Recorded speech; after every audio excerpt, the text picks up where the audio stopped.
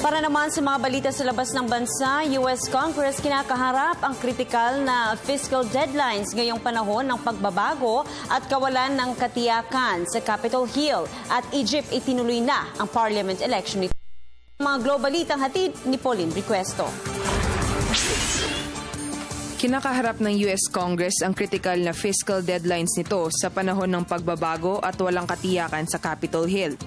Hanggang sa kasalukuyan kasi ay wala pang pumapalit sa umalis nitong House Speaker na si John Boehner. Dahil dito, maaaring mapilitan si Boehner na ipagpaliban ang kanyang pagreretiro at humantong sa isang sirang Republican caucus. Noong nakaraang linggo ay ipinaalam ng Treasury Department na nanganganib na maubusan ng pondo ang US government maliban na lamang kung dadagdagan ng Kongreso ang federal borrowing limit. Samantala, mababa ang naging voters turnout ng unang bahagi ng parliamentary election sa Egypt. Inaasahang papalakasin ng halalan ang kapangyarihan ng Pangulo nito.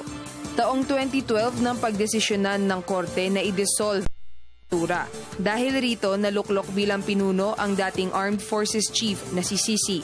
Umaasa naman ang ilang mamamayan na matutugunan ng mga mahahalal na mambabatas ang bumababang ekonomiya ng nasabing bansa.